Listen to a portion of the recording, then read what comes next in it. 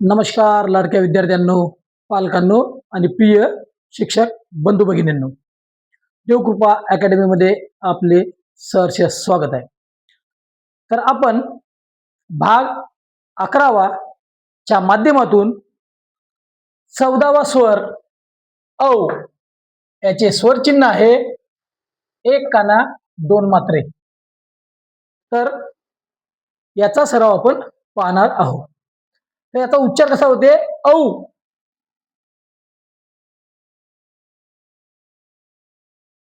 औ असा उच्चार होते. क अधिक औ. कौ. एक काना दोन मात्रे. या प्रकारेच ख अधिक औ खौ. ओके, आलं लक्षात?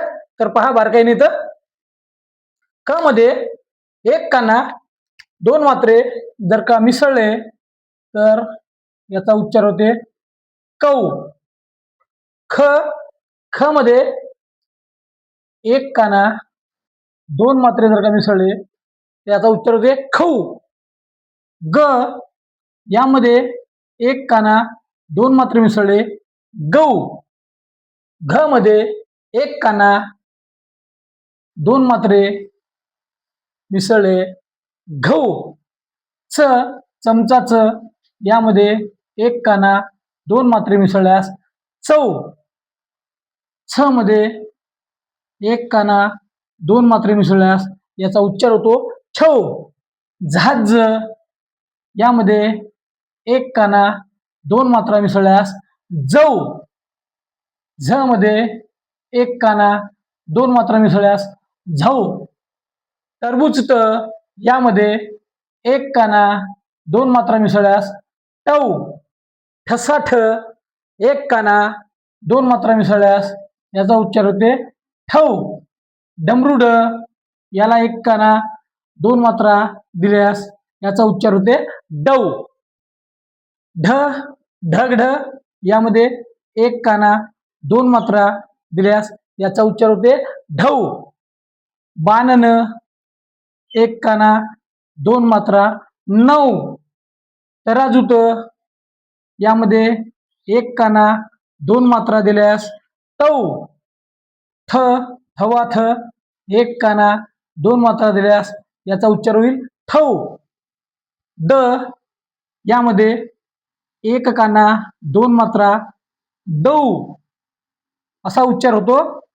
बारकाईने लक्षात घ्या. या प्रकारे तुम्हाला उच्चाराचा सराव करायचा आहे. धनुष्य ध यामध्ये एक काना दिल्यास दोन मात्रा धौ. न नळ न एक काना दोन मात्रा दिल्यास उच्चार होईल नौ. पतंग प एक काना दोन मात्रा मिसळल्यास याचा उच्चार होईल पौ. फणस फ यामध्ये एक काना दोन मात्रा दिल्यास फौ असा उच्चार होईल. बदक ब यामध्ये एक काना दोन मात्रा दिल्यास याचा उच्चार होईल बौ. भ याला एक काना दोन मात्रा दिल्यास याचा उच्चार होईल भौ. म याला एक काना दोन मात्रा दिल्यास याचा उच्चार होईल मौ. य याला एक काना दोन मात्रा दिल्यास यौ असा उच्चार होईल. र रथर यामध्ये एक काना दोन मात्रा दिल्यास याचा उच्चार होईल रौ. ल लसूण ल याला एक काना दोन मात्रा दिल्यास याचा उच्चार होईल लव. व वजन व एक काना दोन मात्रा दिल्यास याचा उच्चार होईल वौ. शाळा श याला एक काना दोन मात्रा दिल्यास शौ असा उच्चार होईल. षटकोन श बारकाईने पहा. श एक काना दोन मात्रा शौ. ससास एक काना दोन मात्रा दिल्यास सौ.